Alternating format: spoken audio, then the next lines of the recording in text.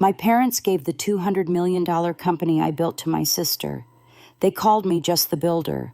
I didn't scream. I didn't beg.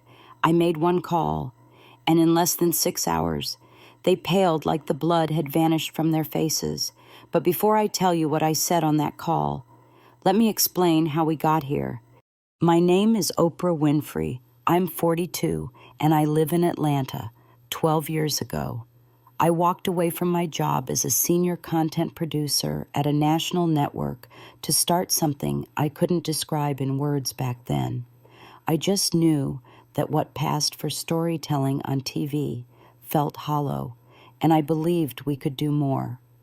I started with a podcast, then built a video channel for women who felt silenced, overlooked, or talked over. No sponsors, no studio backing, just a quiet apartment, a rented microphone, and my grandmother's old dining table turned into a desk. My mother, Diane, was a retired teacher who never understood why I left a 6-figure job. She said I was wasting my talents on stories that wouldn't sell. My father, Henry, used to run a hardware franchise and believed in measurable things like inventory, revenue, and payroll to them. My work wasn't real until there were investors and press coverage. My sister Layla, older by 2 years, was the star of the family, charismatic, conventionally beautiful, good at making people like her. She worked in public relations and always seemed to know which fork to use at business dinners. We were never close, but we were never enemies either until money entered the equation. The company grew faster than I expected within 5 years.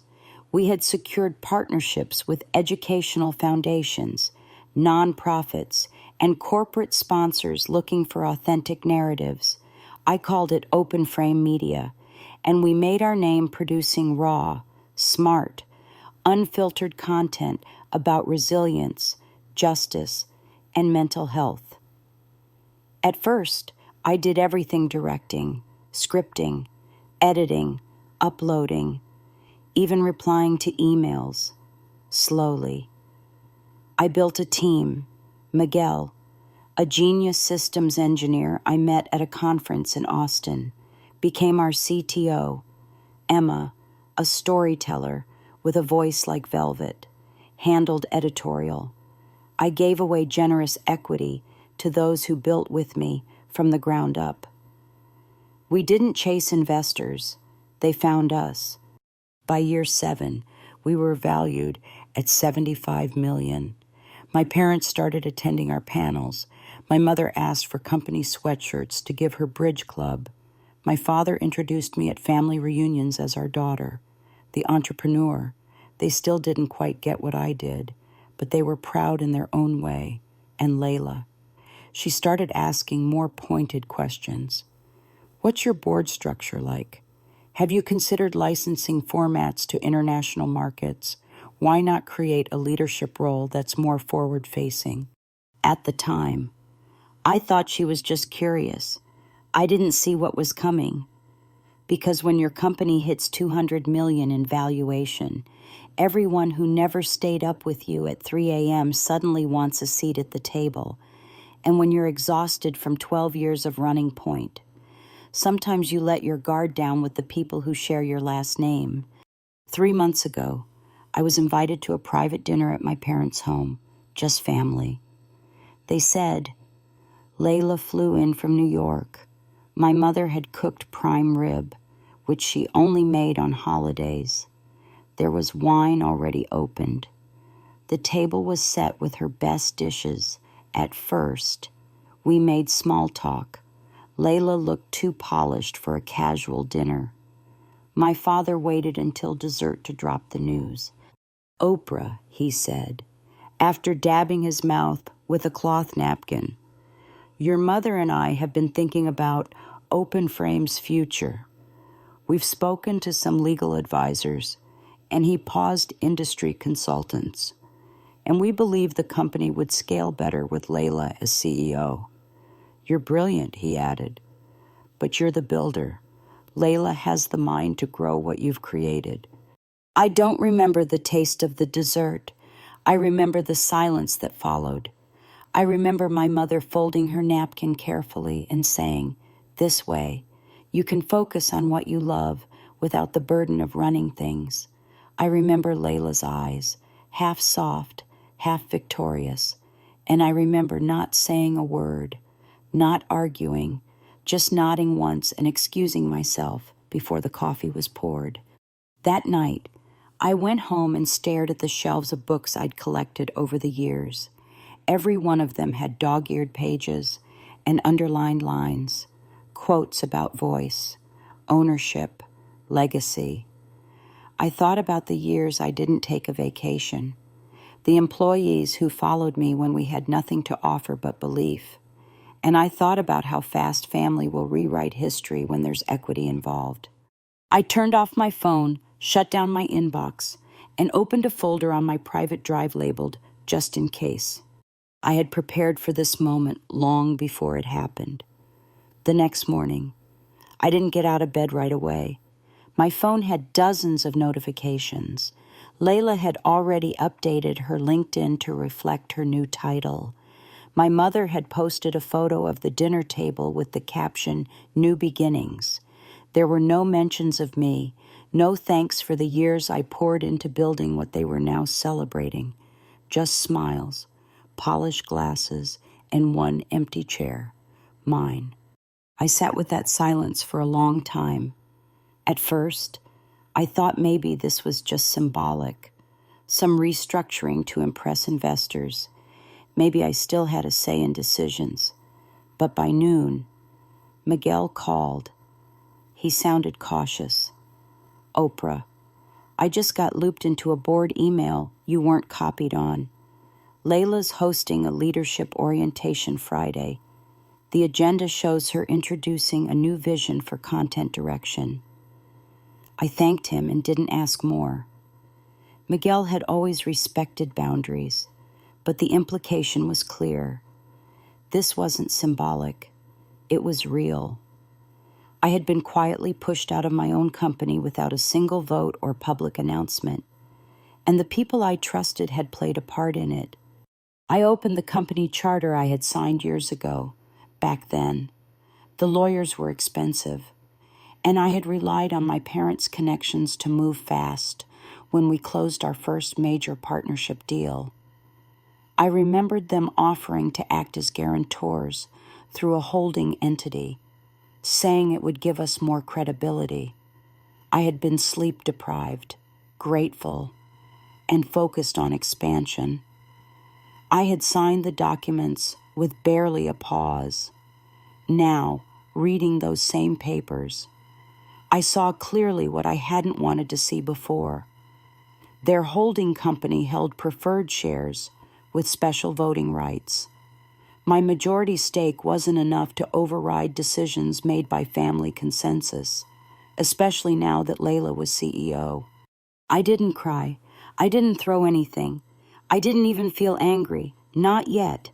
What I felt was disbelief so quiet it wrapped around my ribs like a belt. I kept thinking of the phrase they used, "just the builder," like what I'd done wasn't leadership, like 12 years of holding it all together didn't count. I thought about every holiday I missed. Every night I stayed in the editing suite while my friends went to weddings and baby showers. I thought about the team who followed me when we had nothing but a borrowed studio and a promise. Later that week, I walked into the office without saying a word to anyone. Emma caught my eye across the room and immediately stood up. "Are you okay?" she asked softly. I nodded, but she looked unconvinced. Miguel joined us 5 minutes later. "We should talk," he said, and we headed into the break room, which suddenly felt like a different country. He told me more details. Layla had called a meeting with the department heads to align everyone with the new brand tone. She said Oprah would remain the heart of the content, but it was time to modernize operations. Emma interrupted. She said you were stepping back to focus on passion projects. That phrase stung more than I expected. It made me sound like a retired artist playing with brushes, not the founder of a multi-million-dollar platform still in the middle of building something real. It wasn't just about ego. It was about truth. And in our line of work, truth was the currency. If I let them rewrite the story now, they'd keep doing it. They'd keep shaping the narrative until even my team started to believe I had never been the one who held the vision together.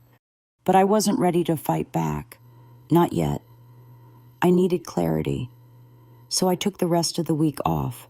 No formal message, no dramatic exits. I just walked out that Thursday evening with my keys, my notebook, and the knowledge that every word I'd ever written for Open Frame was still mine in spirit, even if not on paper. That weekend, I flew to Chicago and stayed with Aunt Reva, my mother's older sister. She had once been a jazz pianist and never cared much for corporate logic. Over tea, I told her everything. She didn't react with outrage or surprise. She just asked me one question. Do you still believe in what you started? I said yes, too quickly. Then paused, because the truth was, I wasn't sure anymore. Not about the mission, but about myself. I wasn't sure if I had enough left in me to fight again. I wasn't sure if the people I'd trusted would still follow me. I wasn't sure if starting over at 42 was brave or foolish. She poured more tea and looked at me steadily. Then give yourself the silence you need. But when you're ready, remember they can steal the stage, but not your voice. That night, I reopened the folder marked just in case. Inside were names, timelines, tech stacks, old email chains, and a document labeled IP Breakdown, unpublished. I had built more than they knew, and some of it they never had access to. That was when the fear started to shift, not into anger yet, but into something more focused. The moment wasn't yet mine to reclaim, but it was no longer theirs to control. I didn't come back with a storm. I didn't slam doors or demand answers. I returned the following Monday like nothing had happened, walked past the new poster with Layla's face and title printed on it, and sat at the corner desk I had chosen 12 years ago, the one facing east so the morning light could fall on my keyboard before emails arrived. Miguel passed me a coffee like always. Emma handed me a list of content gaps for the quarter. Neither said a word about what had changed, but their silence wasn't indifference. It was solidarity. I started documenting everything, not just contracts or shares, but emotional signatures. Which clients had signed on because of trust, which collaborators stayed because of values, which systems I had built outside the official company environment, the new engine we were piloting, the one that could predict user retention patterns with over 90% accuracy, was still on my private development drive. I had written most of it during weekends and late nights when I couldn't sleep. It wasn't technically company property, not yet. Layla called her first company-wide meeting that Friday. I showed up, sat in the back, and listened. She spoke well, confident and rehearsed. She used all the right phrases: vision, evolution, market readiness. She talked about scaling content through syndication, bringing in new leadership with more branding experience, and expanding to markets we had never touched. When she paused for applause, there was some, but it was the polite kind. The room didn't breathe with belief. It blinked in uncertainty. After the meeting, Miguel joined me outside. You really gonna let her just take it? I didn't answer. Not because I didn't know, but because it was too soon to say out loud. I had nothing left to prove, but I had everything left to protect. 2 days later, I sent an email to Evelyn Moore, one of our earliest angel investors, she had once told me. over lunch at a women's leadership conference. That betrayal is only lethal if you confuse silence with surrender. I told her what had happened. I didn't frame it emotionally. I laid it out like a timeline. She replied the same evening with a calendar link and one sentence, "Come ready." We met the next morning at her downtown office.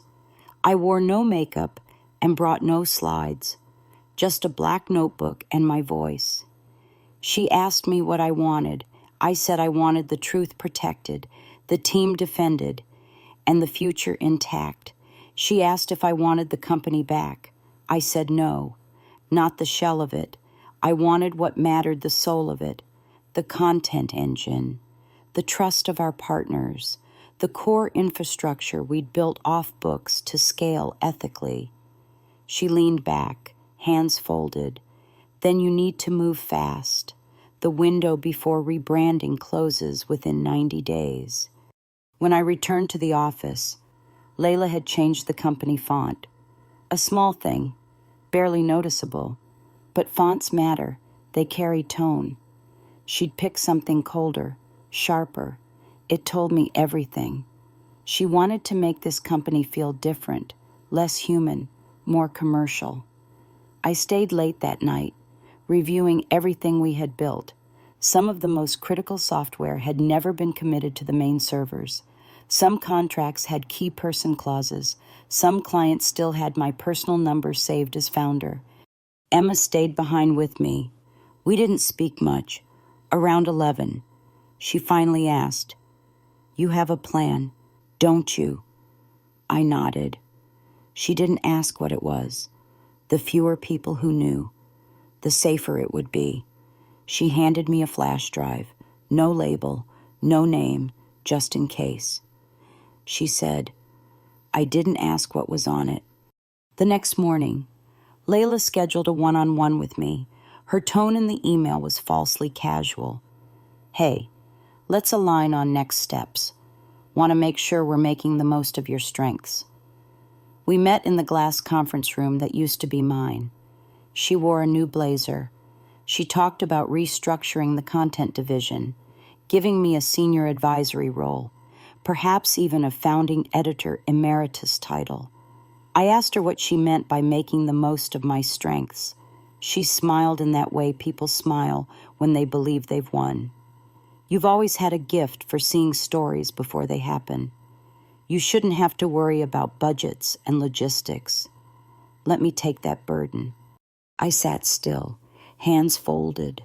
Then I asked, calmly, "Do you remember what we used to say at the end of every pitch?"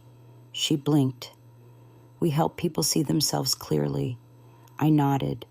"Then I hope one day you do too." She laughed, light and quick, then said, "Oprah, this isn't personal. It's just business." I smiled, just slightly. Good, because business has rules. That night, I met Evelyn again. She introduced me to a legal team she had trusted through 3 exits. We mapped out every clause, every asset, every file I still controlled. We listed what was visible and what was invisible but irreplaceable. Content systems, voice AI modules, unpublished series outlines, pilot scripts, beta features, things no one else could recreate without the original team and vision. Then we started building something new, quietly, not to burn what was, but to preserve what still mattered. By the 3rd week, the temperature in the office had changed. The smiles were tighter, conversations shorter, and decisions started moving through channels that no longer included me. Layla had hired a branding firm from Los Angeles. They walked through the office in black turtlenecks, nodding thoughtfully at posters and whiteboards, as if the soul of the company could be rebranded with a color palette and tagline. One of them asked Miguel if he could modernize the back end to match Gen Z expectations. He replied without blinking, "We built the back end before Gen Z even had email addresses." I watched it all quietly. Every meeting I wasn't invited to, every file I no longer had edit access to, every slide where my name vanished from footnotes. They had started rewriting the history of Open Frame, not just in marketing, but in memory. My mother even gave an interview to a local business journal, describing Layla as the natural leader who brought focus and professionalism to a vision that had always felt more artistic than strategic. When the article came out, Emma left a copy on my desk. I read it slowly, not out of surprise, but to track the precision of how truth was being carved up. They weren't attacking me outright. They were dissolving me, making me optional, softly erasing me from the record. But what they didn't know was that the record ran deeper than they imagined. I had embedded systems, protocols, research networks, and creator alliances that stretch back 10 years. I had mentored dozens of small content studios, advised on ethical monetization, built tools to protect independent voices from algorithmic suppression, and some of those voices were starting to notice the change in Open Frame's tone. Subtle at first, then sharper, more polished, less honest. A partner from a youth media collective in Detroit texted me, "Oprah, what happened? Feels like someone's imitating your voice badly." That text stayed with me, not because it hurt, but because it confirmed what I already sensed. The illusion was cracking. You can rebrand a logo, but not legacy.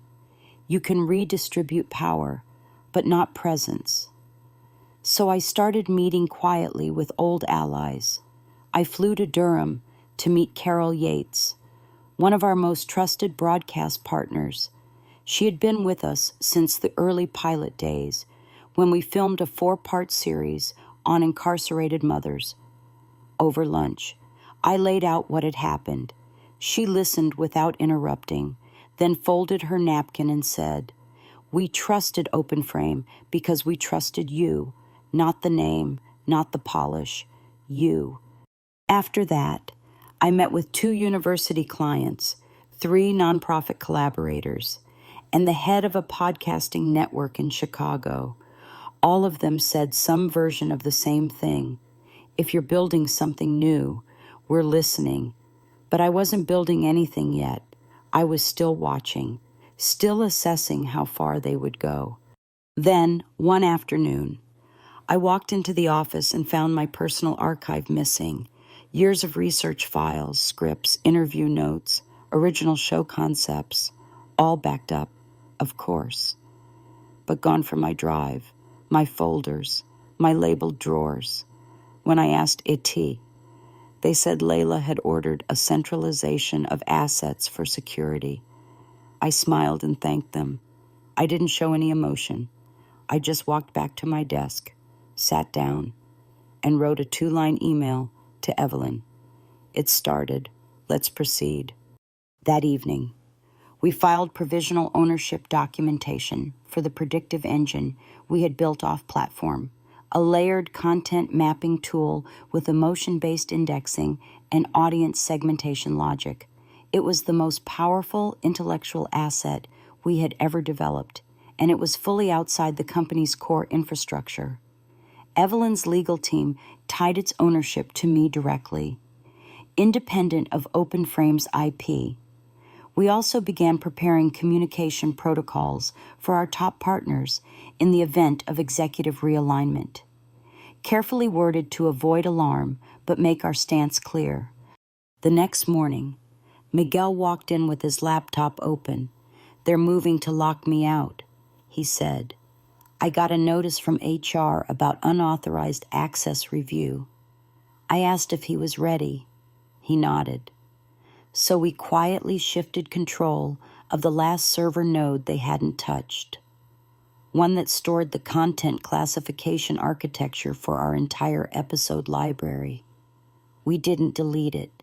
We just encrypted it. No damage, just pause. By Thursday, Layla had noticed something was off. She called a sudden, team-wide town hall and announced a new phase of evolution, using vague phrases about restructuring workflows and unifying content assets. I didn't attend. Neither did Miguel or Emma. That afternoon, she left a voicemail on my phone.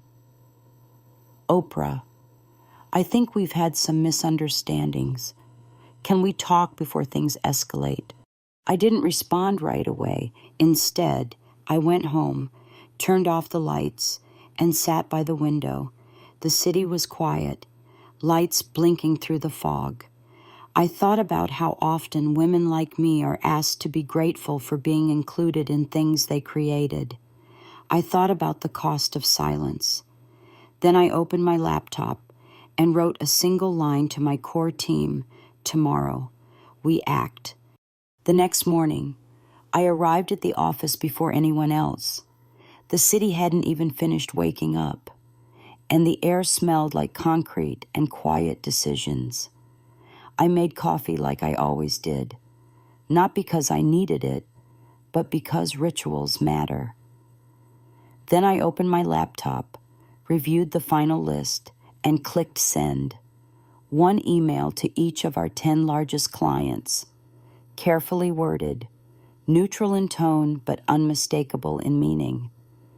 I informed them that recent changes in company leadership had occurred without my prior consent, and that key development assets were now held independently due to ownership concerns. I didn't accuse anyone. I simply stated facts. I invited conversation. I offered clarity. Within 30 minutes, 4 responses came in requesting calls. By lunch, that number had doubled. Miguel and Emma sat across from me in the same meeting room where Layla once introduced herself as the future of Open Frame. Now we used it as a temporary war room. Evelyn's legal team joined by video to walk us through response protocols, should Layla escalate or threaten legal retaliation. I was calm. My heart didn't race. When you've been erased quietly, reclaiming space doesn't feel dramatic. It feels like breathing again. Around 3 p.m., Layla stormed into the room without knocking. Her assistant trailing behind her looked like she'd just witnessed a car crash. Layla's voice was sharp. "What the hell are you doing?" I didn't flinch. Clarifying leadership changes to our partners. They have a right to transparency. She laughed bitterly, the kind of laugh that means someone thought they were playing chess but just realized they were a piece. "You're sabotaging the company." I nodded slowly. "No, I'm protecting what the company was before you turned it into a product." She looked at Miguel, then at Emma, as if trying to calculate where the real threat was coming from. "You're all complicit in this." Emma didn't respond. Miguel closed his laptop. "We're not complicit in anything. We're loyal to the work. That hasn't changed. What has changed is who gets to define it." Layla tried to reply, but no words came. She walked out with clipped steps and didn't return for the rest of the day. That night, I had dinner with Carol Yates. She had flown in unannounced after reading the client statement, over grilled salmon and wine. She said something I'll never forget. They thought they could own the story because they controlled the building, but they forgot who built the foundation and who still holds the blueprint.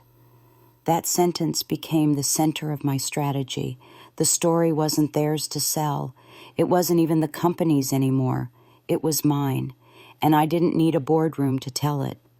The next morning, Miguel activated Phase 2. We initiated a temporary permissions freeze on all legacy tools connected to our unreleased infrastructure. Nothing was deleted, nothing corrupted. We were clean, but access was now restricted until the ownership of the systems could be legally clarified. Our legal team had pre-written the compliance justification. The move was inconvenient for Layla's new branding partners, who had promised a platform relaunch to investors next month without our indexing engine. The new content couldn't scale without content. There was no relaunch, and without a relaunch, there was no momentum, just noise. By Friday, Layla called an emergency board meeting. She didn't invite me, but that was expected. Evelyn did attend as an observer. Midway through the meeting, she texted me 2 words: "They're spiraling." That evening, I received a call from the head of a major nonprofit partner. They had just pulled their funding from Open Frame's new slate of projects. "We signed on because of your vision," she said. "We're staying with your voice." That was the moment I realized the shift had happened, not just in business, but in belief. I wasn't fighting for something anymore. I was reclaiming something that had never fully left me: reputation, when rooted in integrity. Doesn't vanish when you lose a title. It simply waits for you to return. Later that night, Layla called again. I didn't answer. She sent a long text. It was defensive and panicked, asking why I was tearing down what we had built together. I read it 3 times, each line dripping with projection. Then I replied with one sentence: "I never tore anything down. I just stopped letting you build on stolen ground." The next day, our inbox filled with creators, clients, and collaborators asking where we were going next, not what had happened, but what was coming. That's when I knew. The comeback wasn't a plan anymore. It had already begun. I didn't expect Layla to back down easily. She had worked too long in the world of appearances to admit the foundation was cracking underneath her. But by the end of that week, her posture changed. The emails she sent grew longer, more conciliatory. She stopped posting updates on social media. She canceled 2 scheduled interviews with business publications. At first glance, it might have seemed like she was recalibrating, but I knew it was fear, not of me personally, but of what she couldn't control. The clients weren't calling her. The team wasn't rallying behind her. And the systems she relied on were now responding sluggishly or not at all. I didn't celebrate. Not yet. I knew the kind of chaos that happens when someone loses control of a narrative they believed belonged to them. I stayed focused. Miguel and I finalized a presentation deck, not for investors, not for press, but for the board. It outlined the structure of a new venture, one independent of Open Frame, built from the original principles that made our first company matter. Evelyn reviewed the documents twice. Everything was airtight, legally clean, strategically bold, and completely separate from Layla's control. Meanwhile, my mother requested a meeting. She said she wanted to talk woman to woman, which made me smile in a tired way. We met at a hotel lounge, not far from the office. She ordered tea and started reminiscing about how I used to write stories on her typewriter as a child. I let her talk. She was building towards something, and I already knew what it was. Eventually, she placed her hand over mine and said, "Your father and I never meant to hurt you. We thought Layla could help take the pressure off. You've been under so much strain for so many years." I didn't pull my hand away, but I didn't soften either. "If that were true," I said, "you would have asked me, not gone behind my back and called it help." She looked down for a moment, then said, "We underestimated how much of this company was really you." Her voice cracked slightly, but I didn't lean in. I didn't comfort her, because acknowledgement, when it comes too late, isn't healing. It's just recognition of damage already done. That weekend, Emma hosted a dinner at her apartment. Half the team came, the ones who had stayed silent in meetings but loyal in actions. We didn't talk much about Layla or the company. We talked about what we wanted to build next. What kind of structure would protect creative voices, not just elevate them? what it would look like to create something not for valuation, but for longevity. They didn't ask for roles or titles. They asked for purpose. On Monday morning, we made it official. Evelyn sent notice to the board of Open Frame that I had formally resigned from all advisory and operational titles. Attached was a statement signed by 16 partners, investors, and collaborators confirming that they would be transferring their upcoming projects to a new platform, one that I would lead. We included a breakdown of technology rights, clarified intellectual ownership of the predictive engine, and submitted a motion to transfer data access back to the original creators. All of it was legal, clean, and done in daylight. By noon, Layla sent out a company-wide email. It tried to reframe my departure as a long-anticipated transition into a personal growth chapter. She thanked me for my visionary years and expressed hope that Open Frame would continue to carry my spirit. No one responded. No reactions. No emojis. Just silence. But on the outside, things move fast. 4 major sponsors canceled their renewal talks. 2 said publicly that they were aligning with my new project. Content creators began removing their work from Open Frame's platforms. One even posted a video titled, "Why I Left Open Frame, The Founder Matters." It wasn't dramatic, it was honest. And it spread faster than any branding campaign Layla had ever paid for. Later that week, I received an unexpected message from one of our early camera operators. He had left 2 years ago to start his own project. "They forgot what you taught us." He wrote, "You don't build trust through titles. You build it by showing up."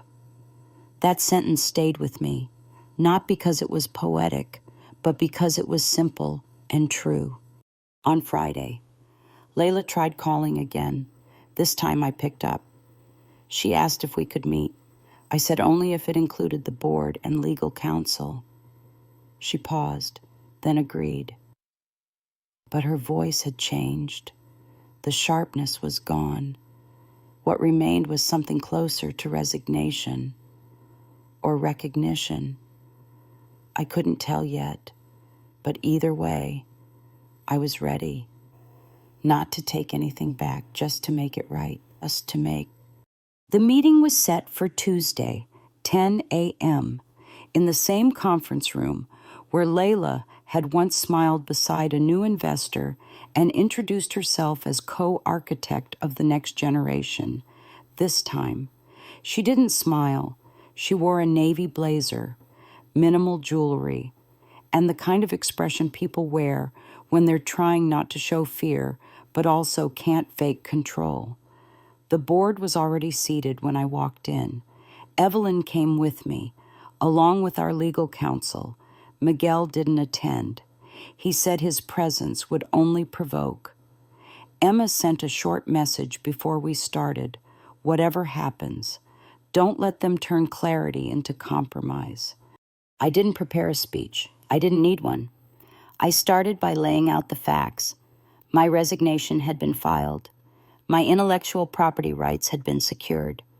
My future projects had already gained formal support from a list of partners that, until recently, had defined Open Frame's credibility. I passed around a printed document, just 1 page, listing the names of clients, creators, and collaborators who had either paused or withdrawn from working with Layla's version of the company. No drama, just evidence. Layla tried to interrupt once, but Evelyn raised a hand calmly. "Let her finish," she said. "This affects valuation." That word landed heavier than anything I'd said so far. Because the truth is, people will overlook betrayal, tension, and power shifts. But when value walks out the door, they notice. When I was done, the room stayed quiet for several seconds. Then one of the newer board members, a man who had barely spoken in past meetings, asked me directly, "What do you want?" I looked at him and said, "Nothing. I already have what I need. But what I'm offering is closure, not revenge, just reality. Your investment in this company has changed, and it's time you adjust accordingly. Layla leaned forward slightly, her voice lower than I'd ever heard it. You're dismantling something that still has potential. I nodded once. No. I'm letting it return to what it actually is. A shell built on a story that's no longer yours to tell. Her fingers tightened around her pen, but she said nothing else. The board shifted in mood. Some scribbled notes. One checked their phone, possibly reviewing email confirmations from the clients I had listed. Another asked a procedural question about reallocation of funds if projects were canceled midstream. Evelyn answered quickly, her voice calm and surgical. Then I stood. I didn't wait for a vote. I had no stake in that anymore. But as I reached the door, Layla called my name. I turned. She didn't apologize. She didn't deny what happened. She just asked, did I ever have a real chance, or was I always chasing something that wasn't mine? Her voice was steady but smaller. For the first time, she wasn't trying to be impressive, just honest. I paused before answering. You had a chance to build your own legacy, but you chose to steal mine. That's what made it collapse. Then I walked out. Outside, the air felt warmer, or maybe I had just stopped holding my breath. Evelyn walked beside me in silence until we reached the elevator. That was clean, she said. They'll either restructure entirely or fall apart within 6 months. I didn't ask which outcome she expected. It didn't matter to me anymore. I had already left. That afternoon, I met with my new team in a rented studio 2 blocks away. It was bare, no decor, just folding tables, laptops, and a giant whiteboard still marked with ideas from our last session. But it felt real. Every person there had chosen to be present, not because of a paycheck, not because of stock options, but because they still believed in the kind of stories that start small and carry weight. We started planning, not a product launch, not a rebrand, but a rebuild. One platform, one editorial philosophy, one clear value, tell the truth, build with trust, and own what you create.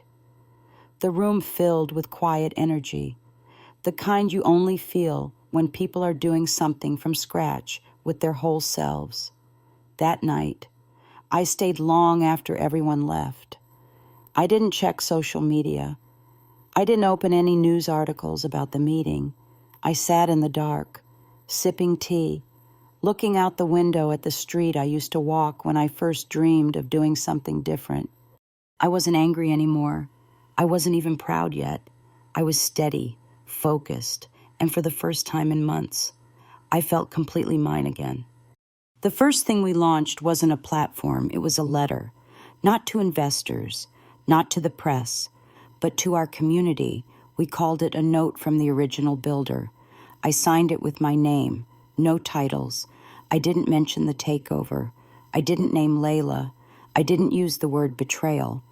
Instead, I wrote about what it meant to build something with care. I spoke about voice, about authorship, about the difference between content and connection. I thanked the people who had stayed through the silence, and I said we weren't relaunching, we were returning. Within an hour, it had been shared over 5,000 times. That quiet note did what no legal strategy ever could. It reminded people of why we mattered in the first place, not because of branding or structure or valuation, but because we had built something that made people feel seen, and people remember what makes them feel seen. The next day, an old partner from a refugee storytelling project reached out. She said, "We never felt at home again after you left. We've been waiting to come back." We started building in public.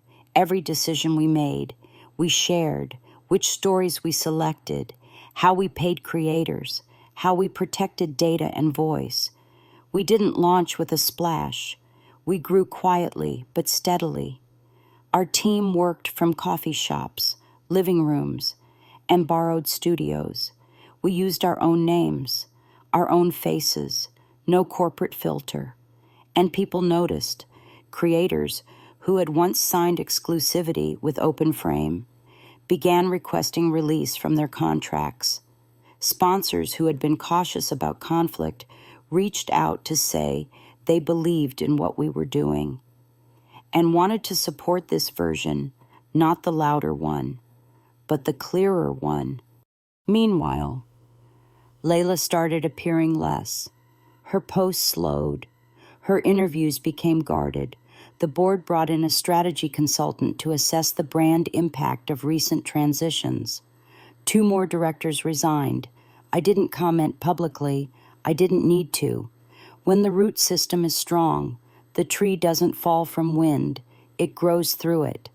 3 months after that meeting, I gave my first talk since leaving OpenFrame. It wasn't a TED stage or a headline conference. It was a classroom at Spelman College, filled with young women studying media and ethics. I told them the truth, not just what happened, but what I learned. That power without clarity is fragile. That silence is sometimes survival, but never a solution. That people will try to own your work, your time, your name, but they can't touch your process unless you hand it over. And most of all, that the only story no one can take from you is the one you're still living. After the talk, one student came up and said, "Thank you for not being bitter." I smiled and told her, "Bitter is for people who still want something from the ones who hurt them. I don't." That evening, I walked past the old building where OpenFrame's offices were. The lights were dim. There was a for lease sign in the window. I didn't stop walking. A few weeks later, we quietly closed our first partnership agreement under the new name Foundation Studio. Not just a title, but a philosophy. We weren't here to chase viral metrics. We were here to build roots again. Emma became head of editorial. Miguel oversaw systems and innovation. We structured decision-making collaboratively. No single owner, but clear boundaries. I kept creative direction, not control, and somehow, without forcing it, the center held. On our 6-month mark, we released our first full series. It focused on community healers in underserved towns, barbers who counsel boys, chefs who feed entire blocks without charging a cent, midwives teaching others to catch life without fear. No branding campaign, just stories. One of the episodes was picked up by a national network. I declined their distribution offer. We streamed it ourselves for free, and it reached over 2 million views, real ones, no bots, no boost, just people passing it on because it meant something. Layla never reached out again. Neither did my parents. I don't know if they watch. I don't need to know. Some endings don't come with closure. They come with clarity. And mine was finally intact. 3 months after Foundation Studio quietly opened its doors, we received an unexpected package. It wasn't from a client or a journalist. It came from an anonymous P.O. box in a city I didn't recognize. Inside was a printed transcript of the very first town hall I hosted at OpenFrame, back when we were still 5 people, sharing folding chairs and instant coffee. The transcript was annotated in red pen, circles around words like integrity, trust, and authorship. No name, no note, just the words I once said, returned to me like a mirror. Miguel thought maybe it was from an old team member. Emma said it could have been Layla. I said nothing, not because I knew, but because it didn't matter anymore. The words were still mine. The meaning hadn't changed. Only the room had. In the following months, we kept our pace steady, no investor pressure, no growth for the sake of growth agenda, just content rooted in truth. A short-form series we produced on first-generation college students went viral in a way that didn't feel engineered. One episode was used in a university orientation program. Another made its way into an immigrant support group's curriculum. We didn't advertise that. We didn't need to. The work spoke louder than the launch. Meanwhile, I began hearing about Open Frame again, but not from press releases or industry panels, from the people who had left. One producer told me their workflow had tripled in bureaucracy. A young editor said her creative pitches were being shelved in favor of safe formats. Another quietly sent a screenshot of a Slack message that read, "What would Oprah do?" It wasn't said in reverence. It was said in panic. That was enough for me to understand. The center hadn't held, not because I left, but because what they built afterward wasn't real. They had tried to wear the house without knowing how it stood. I didn't take joy in that. I didn't celebrate. I didn't mention it during team meetings. Quiet wins feel different. They're not about revenge. They're about relief. One night, while closing down the studio, Emma asked me if I would ever take Open Frame back if they offered. I looked at her and said, "No, that chapter's finished." I didn't build foundation to replace something. I built it because I still had something left to say. That sentence stayed with me for days. It echoed while I reviewed scripts, edited sound bites, and sat in small rooms with young creators who hadn't yet learned to guard their ideas. One of them, a 23-year-old woman from Oakland, pitched a docuseries about single fathers raising daughters with no guidance but love. She said, "I don't know if it's polished enough." I said, "Tell the truth and we'll polish later." Her voice trembled with gratitude. I saw a version of myself in her, not the polished founder, but the girl recording voiceovers in a bedroom closet hoping someone might listen. Layla never wrote again. She didn't appear at events. She removed her CEO title from every public bio. One board member from Open Frame later told Evelyn that the company had entered strategic restructuring, which was code for quietly downsizing. Most of the creators I had trained were now working independently or had joined smaller studios. Some asked if we were hiring. Others just wanted to say thank you. I always replied. Every email, every voice note, everyone mattered, because people remember who answers when they have nothing left to offer. At the 1-year mark of Foundation Studio, we hosted a small event. No stage, no lights, just an open room and a microphone. We invited creators to speak about the story they were most afraid to tell, one by one. They did, with hands shaking, with voices cracking, but they told them. And the room didn't flinch. It leaned in. It held them. When it was my turn to speak, I didn't share a new story. I shared the one I had lived. I told them what happened, not in detail, just enough to show that you can lose what you built. Be erased from your own narrative. Be framed as difficult or emotional or replaceable, and still walk away with something more powerful than recognition. You walk away with the knowledge of how to build again, and this time, with eyes open. That night, after everyone left, I sat alone in the empty room. The chairs were still warm. My name wasn't on any wall. My face wasn't on any brochure. But I was there, in every decision, in every story, in every voice that finally felt safe to speak. That's what legacy really is. Not what you leave behind, but what continues forward because of how you built it.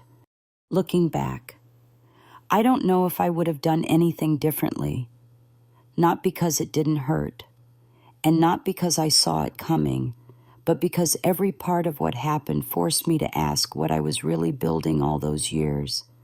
It was never just a company, not really. It was a voice, a rhythm, a space where people could speak without being edited for comfort. And even when they took the company name, even when they changed the passwords and painted over the walls, they couldn't touch that. What I built wasn't housed in documents or in titles. It lived in the way people remembered how they felt when they worked with me. The quiet trust, the invisible safety, the clarity. Layla once said I was just the builder. I don't think she meant it as a compliment, but now I understand the weight of that role more than ever. Builders don't chase attention. They don't make noise for the sake of it. They move brick by brick, quietly shaping foundations others walk across without looking down. And when those structures get stolen or bent or misused, the builder knows something no one else knows: how to make something new, not a copy, not a comeback, something better, not because of anger, but because of understanding, not out of spite, but out of stillness, the kind of stillness that comes after being broken open and realizing nothing essential was lost, just layers, just illusions, just noise. A year after I left Open Frame, I stood outside the first studio I ever worked in. It had been turned into a bakery. There were no plaques, no photos, no one inside who knew what that space once held. And that made me smile, because spaces change, names fade, but the impact doesn't. One of our earliest series, produced in that old room, had recently been added to a national archive, not because it went viral, but because it had changed policy in 3 school districts. That wasn't something you could measure in press coverage. It was quiet, it was real, and it lasted. That day, I took a long walk through the neighborhood where it all started. I saw young creators filming outside with a phone and a tripod. I saw an old man reading poetry on a bench while someone recorded him with a lav mic, and I realized that storytelling never really dies. It just finds new breath, new shapes, new people willing to protect it. When I got home, I opened my notebook, the same one I had used to plan the first season of Open Frame, and I wrote down a single line. This is what survival looks like when you're no longer proving anything. Because that's the shift. At first, you build to prove yourself. Then you build to protect what you've made. But eventually, if you survive long enough, you build because you simply know how, because building is in you, and no one, not family, not business, not betrayal, can take that from you. It's yours, woven into your thinking, rooted in your patterns, etched into how you see the world. You don't need to defend it anymore. You just need to use it well. To anyone watching this who has had something stolen from them, credit, work, voice, truth. I want to say this clearly. You don't need to fight the way they expect. You don't need to yell to be heard. Sometimes, the quietest return is the loudest message. And the most powerful thing you can ever do isn't to take something back. It's to build something so strong, so rooted, that they can never steal it again. You were never just the builder. You were the architect, the pulse, the reason it worked in the first place. And when you carry that with you, there's no need to burn bridges, because you'll never have to cross them again. Have you ever had to start over after someone took what you built? What did you discover about yourself that you didn't see before?